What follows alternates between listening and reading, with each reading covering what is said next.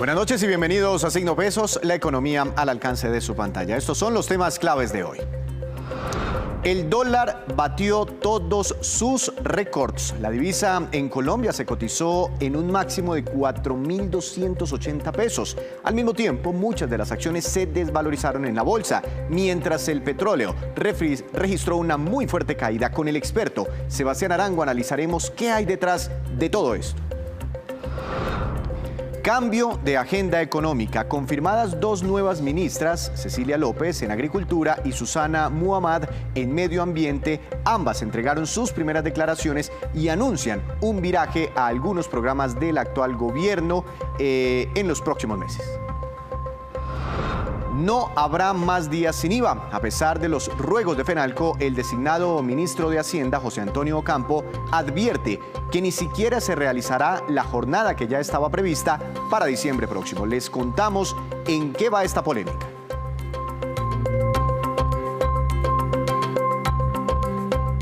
Comenzamos esta emisión hablando de la fuerte turbulencia que se registró hoy en los mercados financieros del mundo y de Colombia. El dólar, por ejemplo, alcanzó hoy un máximo que nunca antes se había visto en nuestro país. Saludamos al doctor Sebastián Arango, analista financiero y socio fundador de la agencia Equal de Scandia. Buenas noches, doctor Arango, bienvenido a Signo Pesos. ¿Cómo le ha ido? Buenas noches, Víctor, ¿cómo estás? Dólar hoy en la bolsa de valores, en el mercado spot, como dicen ustedes, en 4.280 pesos por momentos. Nunca antes se había acercado tanto a los 4.300 pesos el dólar en nuestro país. Por allá en el más, digamos, en el más ambicioso de sus pronósticos, ¿contemplaban un dólar a estos niveles? Víctor, la verdad, el momento económico tiene un comportamiento similar de todas las monedas de países emergentes. De hecho, si tú miras el peso chileno, miras el real brasilero, se comportan muy parecido y realmente hay que entender que para el momento económico, con unas expectativas de recesión, con la caída tan fuerte que tuvo el petróleo hoy, es muy probable que el dólar incluso suba un poco más. Algunos analistas hablan hasta de 4.400 pesos. Entonces, realmente es un dólar alto, es un dólar que nos hace no sentir cómodos, pero realmente en el corto plazo se va a seguir dando. Se va a seguir dando. Ahora, hace un par de años, cuando llega la pandemia, los mercados entraron en terror, ¿no? En terror, eso veíamos desvalorizaciones impresionantes, pero el dólar oficial, la tasa representativa, nunca en ese momento superó los 4.200 pesos. ¿Cuál es la diferencia entre ese momento, la llegada de la pandemia, y el de hoy, que al parecer tiene más asustados a los mercados? Cuando llegó la pandemia, los bancos centrales inicialmente hicieron una reducción de tasas de interés todos en sincronía y eso hizo que los mercados se tranquilizaran al haber tanta liquidez. Se vio en el dólar. De hecho, el valor del dólar en este momento el mercado está alto, es porque es la moneda refugio, es donde los inversionistas se cubren para evitar cualquier riesgo que vean en el mercado. Entonces, realmente la diferencia es esa. En este momento los inversionistas están alarmados y hay un cambio importante y es que los bancos centrales están en subidas de tasas de interés. Eso le quita cierta liquidez al mercado y hace que se vean mucho más fuertes los movimientos económicos que lo que pasó en la pandemia. Ahora, nos explican muchos analistas o nos han explicado durante muchos meses que, por ejemplo, nuestra moneda, el peso colombiano, se devalúa cuando los inversionistas tienen alguna preocupación sobre Colombia, ¿no? Nuestra moneda tiende a perder valor. Pero a mí me llama mucho la atención por qué el dólar se fortalece, ¿sí? Hablando de Estados Unidos, por qué el dólar se fortalece si inclusive los mismos analistas creen que Estados Unidos va a entrar en recesión. ¿Por qué se fortalece su moneda? De hecho, es curioso porque en la mente de los inversionistas es la moneda más conservadora o el activo refugio por excelencia. Entonces todos los inversionistas, cuando ven que el mercado no anda bien o el mercado tiene ciertos ajustes más precisos, van y se cubren en el activo refugio por excelencia y en este momento es el dólar. Lo que es irónico es que es la economía que probablemente va a llegar a recesión y en pocos meses probablemente, una vez esa recesión se confirme, probablemente el dólar debería otra vez retroceder respecto a las otras monedas. Entonces, realmente es irónico, pero es normal para el momento económico en el que estamos. Sí, es increíble, por lo menos curioso. Ahora, eso que me dice usted suena interesante. Podemos seguir llegando a máximos históricos estos días, pero en el largo plazo o mediano a largo plazo, ¿ustedes creen que puede aflojar un poquitico el precio del dólar? Es correcto. Digamos que una vez, recordemos que Colombia, por ejemplo, ha venido subiendo tasas de interés. Estados Unidos apenas está haciendo las primeras subidas de tasas y eso hace que muchos inversionistas vayan allá a invertir porque pues, Estados Unidos, por excelencia, da menos riesgo y en ese orden de ideas pues, va a tener una tasa interesante. Pero una vez el mercado se tranquiliza porque ya tiene las tasas altas en muchas partes del mundo, recordemos que en Colombia este mes ya se subieron 150 básicos, o sea, finalizando junio, y ya estamos en el 7.5.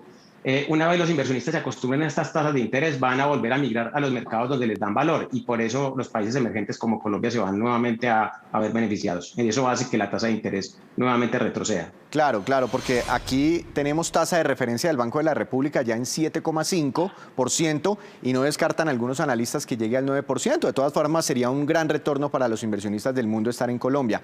Ahora, hoy ocurrió un fenómeno que no pasaba hace 20 años. A nivel internacional, y es que, o no sé si el dólar subió tanto o el euro cayó tanto, pero están a punto de alcanzar el mismo valor. Es decir, el euro frente al dólar está en el nivel más bajo en 20 años y están a punto de valer lo mismo un euro que un dólar. ¿Eso qué significa para la economía global? Es un fenómeno similar a lo que está pasando con las monedas emergentes. Realmente lo que está pasando con el dólar es que se está reevaluando respecto al resto de las monedas. Si tú miras el de XY, que es el indicador por excelencia de cómo se devalúan las monedas respecto al dólar, todas están afectándose por igual.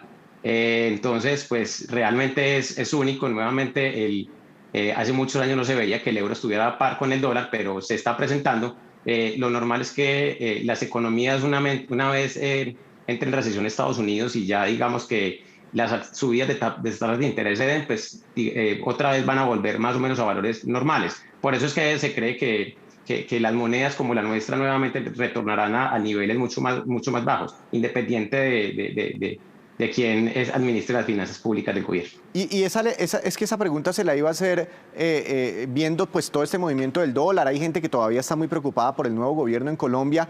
¿Algo de esta trepada se le puede atribuir al contexto político nacional o solo es contexto internacional?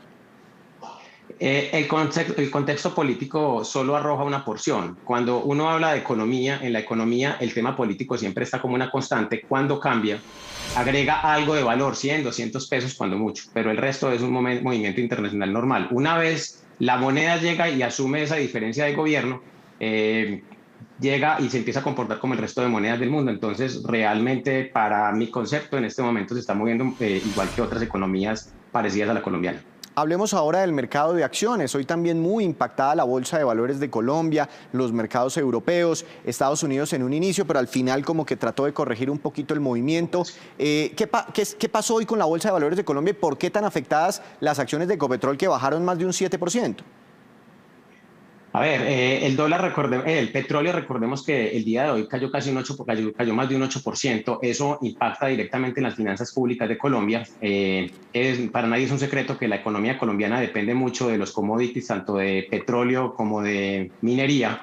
Esas son las exportaciones más grandes que hace Colombia y la caída de los precios de petróleo pues, refleja una disminución de ingresos teóricos para Colombia y hace que el dólar tenga esos comportamientos. Entonces realmente impacta bastante el petróleo y obviamente afecta directamente las acciones petroleras como Ecopetrol. Claro, creo que eso sucedió en el mundo entero. Ahora, ¿usted qué tanta probabilidad le da a una recesión? ¿Qué tan probable es que eso ocurra?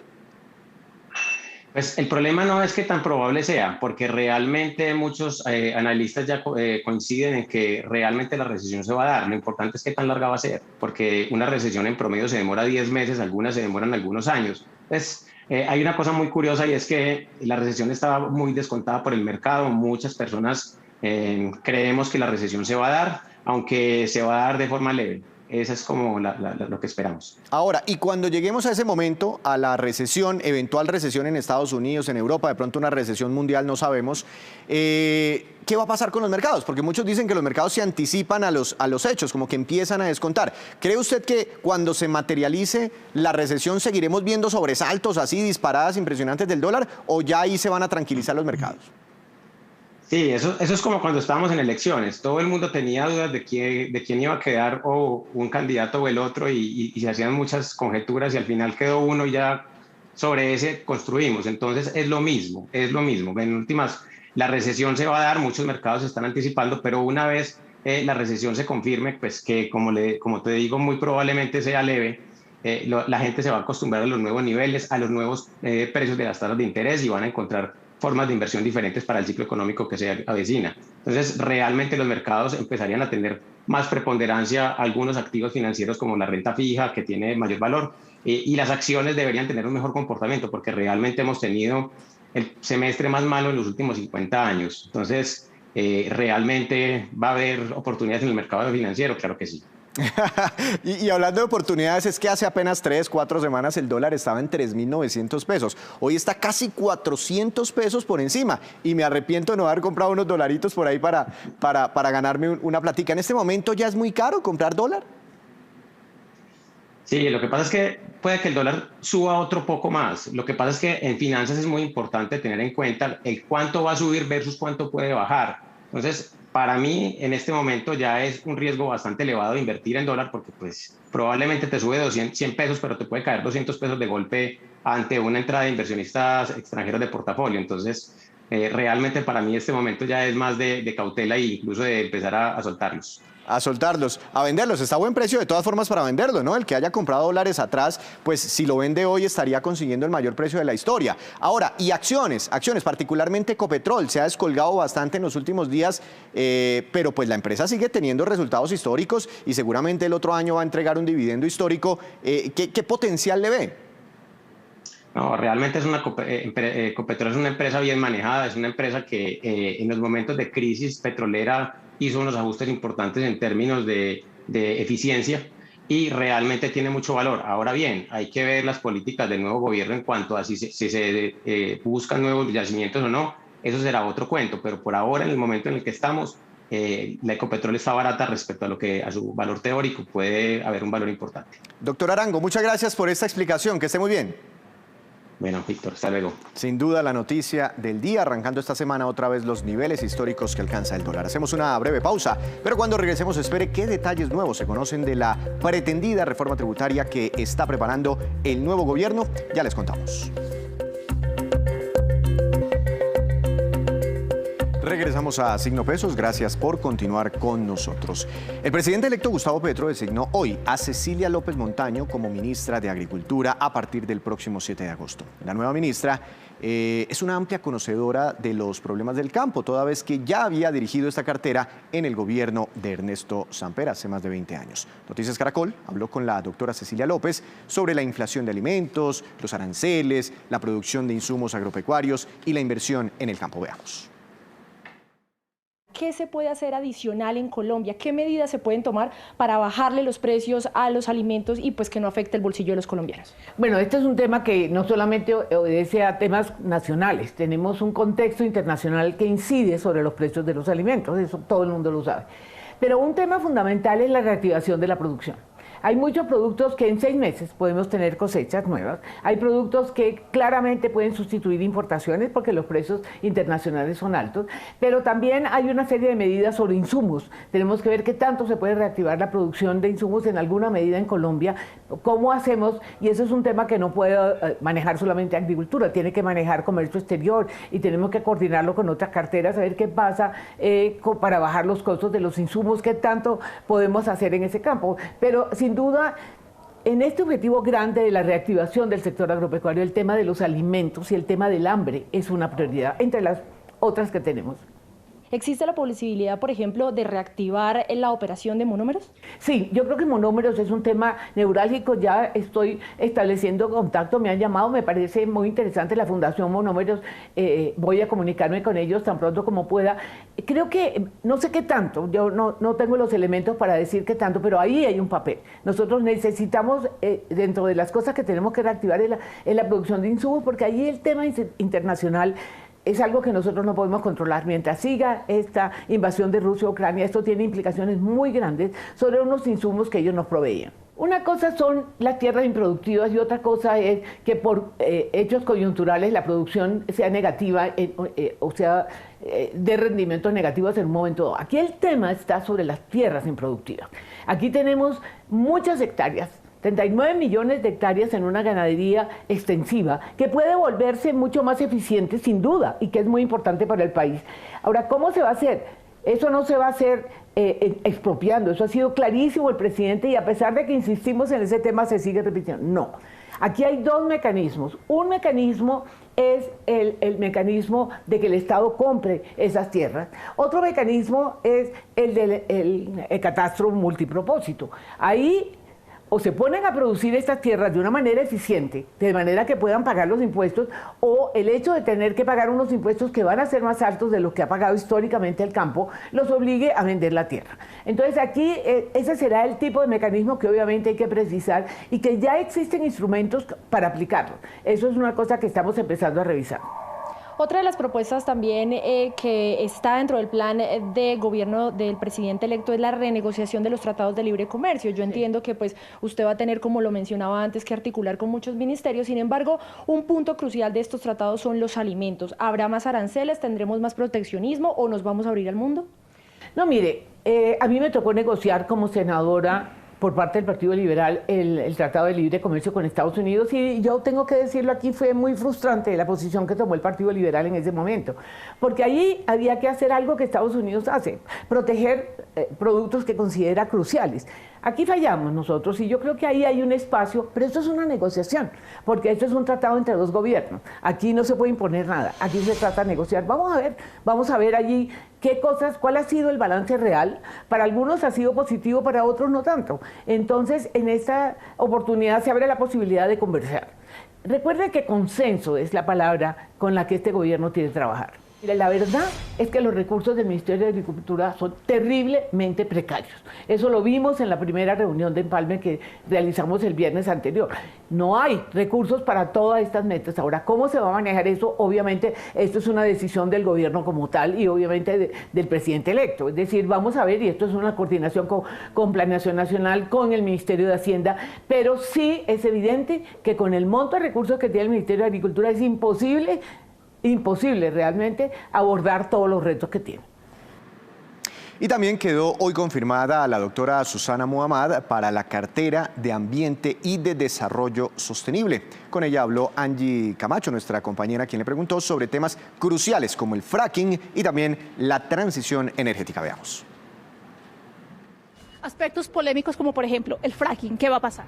Queremos prohibir el fracking en el Congreso de la República y detener las licencias de los pilotos de fracking, que va a ser una de las primeras acciones que realizaremos como gobierno entrante. Licencias ambientales, explotación minera, ¿cómo se va a sortear? Creo que un primer tema es nombrar una comisión de alto nivel jurídica y técnica que vaya a revisar el estado de las licencias ambientales de megaproyectos. Hay que lograr un cumplimiento claro y bien transparente de las licencias y creo que eso todavía nos ha faltado como Estado. Y lo segundo, tenemos que acelerar la transición energética en Colombia para que podamos decir que estamos realmente logrando una economía que es una economía hacia el siglo XXI. Ese acompañamiento, ¿cómo se hará? Desde el inicio, desde el momento en que las empresas comienzan a hacer sus estudios, ¿cómo será ese acompañamiento? Bueno, ahí también hay un debate a fondo sobre el Sistema Nacional Ambiental. Tenemos que fortalecer ese sistema para que precisamente sea más transparente también para el sector productivo, pero sobre todo para la sociedad y las comunidades.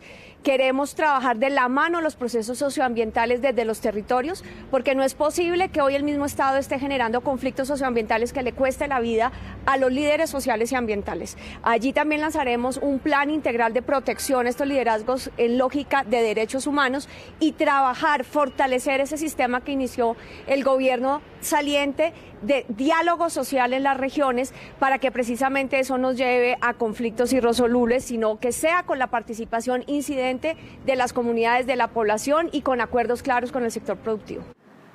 Y apenas fue designado como ministro de Hacienda, José Antonio Ocampo empezó a dar las primeras pinceladas de lo que sería el nuevo proyecto de reforma tributaria que buscaría recaudar como mínimo 50 billones de pesos adicionales en Colombia. Los analistas económicos ya emiten sus conceptos. Veamos.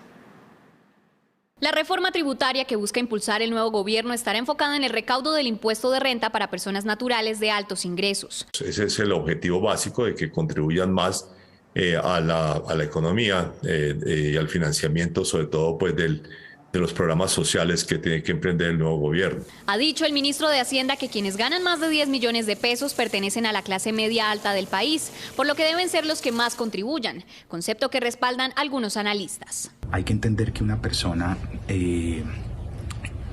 que se gane 10 millones de pesos gana más que el 98% de la distribución de ingresos del país, ¿cierto? Entonces esa persona, a pesar de que no se sienta rica, pues digamos tiene más que el 98% de la población. Aún se desconocen los detalles de cómo se grabará a los pensionados. Lo que se sabe es que serán aquellos de ingresos más altos. Asimismo, el nuevo documento vendrá con una propuesta de impuesto al patrimonio para las personas naturales. Eventualmente sería a partir de 1.000 millones de pesos. En el caso de las empresas, estamos analizando, la posibilidad de eliminar el grueso de los beneficios tributarios, incluso porque eso permitiría eventualmente comenzar a reducir la tasa total de tributación de las empresas. El impuesto al 4 por mil, creado hace más de 20 años, se mantendrá, decisión que ven con buenos ojos los analistas. Cuando ven el recaudo y la efectividad del mismo y el bajo nivel de evasión que tiene el 4 por mil, pues porque los agentes retenedores son las entidades financieras, pues se dan cuenta que reemplazar esos recursos en el erario público es supremamente difícil. Entonces, sin embargo, vuelvo, repito, es un impuesto antitécnico que no debería existir. Por su alto componente social, esta reforma también planteará la continuación de programas como Familias en Acción. Y en el caso de la devolución del IVA, esta se integrará a otros programas de subsidios.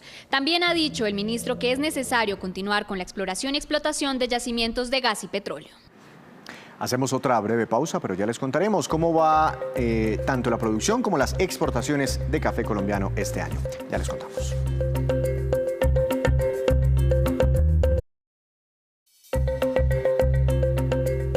Regresamos, volvemos a Signo Pesos con esta que es la cifra económica del día, 19,7 billones de pesos, y corresponde a las ventas que dejaron las dos jornadas del Día Sin IVA que ya se realizaron este año en Colombia.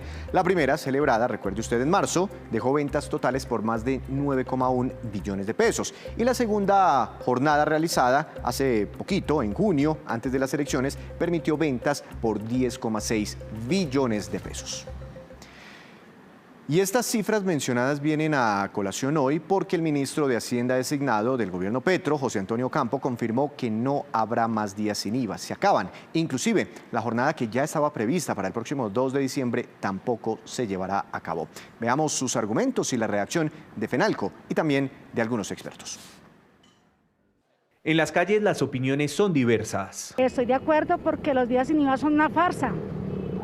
¿Por qué te digo que son una farsa? Porque el día sin IVA aumentan los precios. Creo que es una buena práctica. Hay mucha gente que compra cosas que lleva esperando mucho tiempo tener ese día. Y pienso que a la final eso termina siendo a largo plazo un descalabro para la gente porque se endeuda demasiado y está visto que los centros comerciales a veces abusan con los precios y los cambian.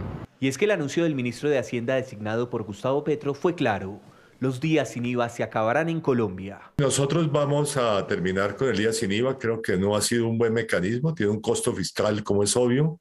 No favorece a los hogares más pobres de Colombia. Para Juan Camilo Restrepo, exministro de Hacienda, la decisión es acertada, pues la jornada es inoficiosa y la DIAN deja de recibir millonarios recursos. Pues los cálculos que hay es que un día sin IVA le vale a la nación, al erario público, cerca de 1 billón de pesos.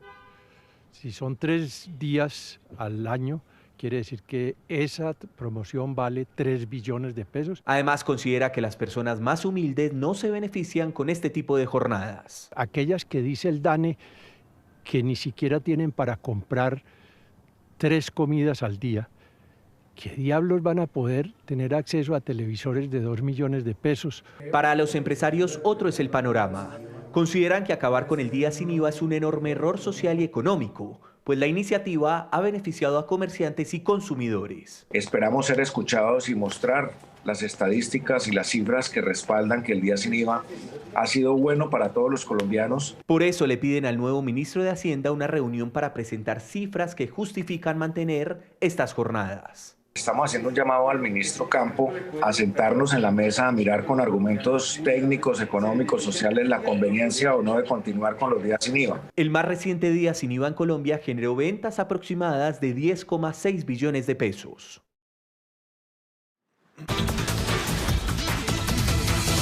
Y ahora llega Juan Fernández con más noticias económicas. Juan, buenas noches. Adelante, su tema para hoy. Buenas noches, hoy voy a hablarle de ventas de vehículos nuevos en Colombia y el cierre de esos indicadores para el primer semestre de este año, donde llegaron esas ventas a 123.849 unidades. Y en el último mes, en junio, se matricularon 23.323 vehículos, el mejor junio de los últimos 8 años, un indicador que contrasta con los vehículos híbridos eléctricos que disminuyeron un 6,5% por problemas en la cadena de suministro.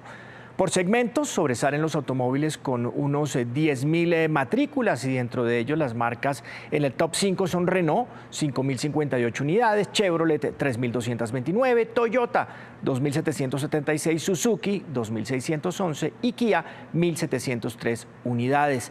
Y al ver las cifras de junio, las proyecciones para el 2022, para final de año, pues indican que se podría llegar a unas 270.000 matrículas. Un detalle para finalizar, está en el segmento de las marcas premium, que ha sido el más afectado por temas de suministro, apenas llegando a 669 unidades, donde gana BMW con 260 unidades, seguido por Mercedes-Benz 229, Audi con 94, Volvo con 48 y finalmente Mini con 14 unidades. Gracias, Juan. Este es otro termómetro de reactivación en la economía, en las ventas de vehículos nuevos. Mucha atención, estos son los indicadores económicos que usted debe conocer antes de irse a dormir. Y digo mucha atención porque tendremos para mañana el dólar oficial o la tasa representativa del mercado más cara de la historia. Será de 4.259 pesos con 86 centavos. Como les decíamos, subió el dólar 61 pesos con 9 centavos. El petróleo de referencia Brent, también les explicábamos, es la referencia para Colombia, tuvo una caída superior al 8%, se ubicó en $104 con 35 centavos por barril. El precio interno del café colombiano subió, empujado por el dólar, y quedó en promedio para mañana a 2.280.000 pesos por carga. El índice MSCI Colcap de la Bolsa de Valores de Colombia tuvo una caída de 1,79%. La acción más valorizada fue la de Mineros, con una ganancia de 7,36%, y la que más cayó fue la de Ecopetrol, por ese bajonazo en el petróleo. Este título tuvo un descenso de 7,53%. Antes de despedirnos, los quiero dejar con este dato. La Federación Nacional de Cafeteros reveló hoy estas cifras sobre la actividad cafetera en el país. En junio, la producción cayó un 10%, alcanzó los 952.000 sacos. En el año corrido, es decir, en el primer semestre, la caída en la producción es del 5%. La producción acumulada va en 5,4 millones de sacos en este 2022. Entre tanto, las exportaciones en junio se recuperaron un 6%. Así terminamos por hoy, pero los esperamos mañana con una nueva emisión y con toda la información económica que usted necesita saber. Esto es Signo Pesos, la economía al alcance de su pantalla. Que tenga una feliz noche.